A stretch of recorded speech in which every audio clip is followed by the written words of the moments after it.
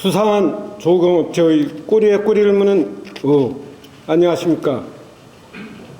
옥구 옥산회원 옥소 옥도면 출신 김경구 의원입니다. 2024년 첫 임시에서 본 의원에게 5분 자유 발언을 배려해 주신 의장님과 동료 의원에게 감사의 말씀을 드립니다. 본 의원은 사무실도 없는 페이퍼 컴퍼니로 군산시의 조경 사업을 줄줄이 수주하고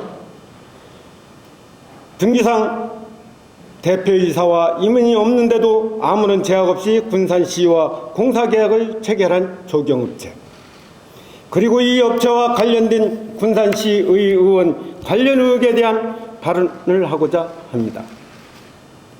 오늘 발언에서 동료 의원의 문제를 거론하게 되어 대단히 마음이 무겁고 불편하지만 투명하고 공정한 의정활동을 기대하는 시민의 요구에 부응해야 한다는 의무감으로 이 자리에 섰습니다. 얼마 전 지역 뉴스에는 군산시로부터 수십여 차례의 공사를 수주해온 조경업체가 페이퍼 컴퍼니로 의심되면서 군산시로부터 5개월의 영업정지 행정처분을 받았다는 내용이 보도되었습니다. 그런데 놀라운 사실은 이 업체의 등기서류상 주소가 군산시의 모 의원의 배우자가 운영하는 부동산 관련 업종 사무실이었다는 점입니다. 문제의 조경업체는 지난 2019년 11월부터 2023년 11월까지 약 4년간 해당 시의원 배우자의 사무실에 주소를 둬왔는데 군산시가 현장을 확인 결과 해당 주소지는 조경업체의 사무실 자체가 없어서 등록기준 미달로 행정처분을 내렸다고 합니다. 이 업체는 2015년 이후 작년까지 군산시와 체결한 계약은 모두 49건에 총 수주금액은 7억 3,300만 원이었습니다. 이 중 수주계약 한 37건의 계약은 약 3억 2,500만 원에 달합니다. 이 페이퍼 컴퍼니 조경업체와 시의원 배우자가 같은 사무실 주소를 공유하며 관계돼 있다는 의혹은 해당 시의원이 관련 사업에 영향력을 행사할 수 있는 시의 경제건설위원회 위원으로 소속되어 있다는 점에서 이해충돌 논란을 야기할 수밖에 없습니다. 수상한 점은 이뿐만 아닙니다. 법인 등기를 확인해보니 이 조경업체는 2016년 9월 대표이사 이모 씨와 사내이사 한모 씨가 모두 퇴임했다가 2019년 11월에 되어서야 같은 사람이 다시 취임하게 되었습니다.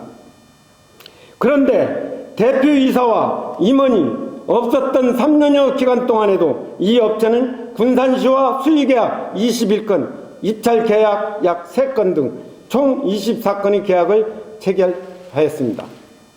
상식적으로 납득이 가지 않는 일입니다. 대표가 없는 유령업체의 공공기관이 계약을 체결한다는 게 있을 수 있는 일입니까? 이 점은 군산시 집행부에서 명확하게 설명하시기 바랍니다. 수상한 업체의 꼬리에 꼬리를 무는 의혹은 이 조경업체 임원 한모 씨의 이름이 2년 전 관리도 땅 투기 의혹 사건에서도 해당 시의원 배우자의 이름과 함께 등장했었다는 점입니다. 지난 2021년 군산시 관리도에는 애술섬 조성 사업이 추진 중이었는데 2020년 12월 관리도 임야 5,600제곱미터를 해당 시의원의 배우자 등을 포함한 총 3가구 6명이 공동지분으로 매입하면서 투기 의혹이 일었습니다. 이 관리도 해당 토지의 등기서류를 보면 문제의 조경업체 임원 한모 씨 이름이 토지 지분 공유자로 기재되어 있는 것을 알 수 있습니다.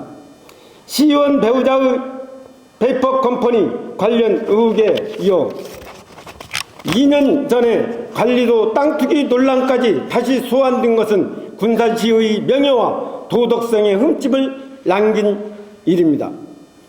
지금 군산시와 군산시의회의 청렴도는 위기의 상황입니다.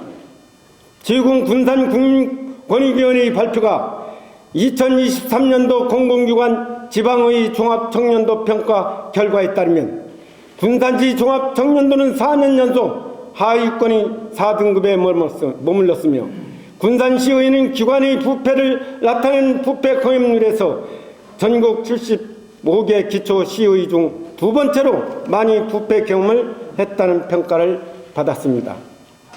언론을 통해서도 군산시의 일부 의원들이 여러 비의혹이 불거지고 군산 시민들 사이에는 지방의 무용론까지 제기되고 있는 가운데 의회는 조사권이 없는 상황에서 시장 명으로 집행부에 의원의 비사실 조사를 의뢰했지만 집행부는 아직도 묵묵부답입니다. 군산시의회는 윤리특별위원회를 조직 기회로 언론에 비춰진 의원 관련 비의혹을 명백백백하게 밝히고 합당한 조치를 취해야 할 것입니다. 동료 의원의 문제를 거론한다는 것 자체가 대단히 안타깝고 마음 아프지만 군산시의 신뢰를 회복하기 위해서는 우리의 자정 노력이 엄격히 요구된다는 점을 거듭 강조드리면서 제 발언을 마치고자 합니다. 경청해 주셔서 감사합니다.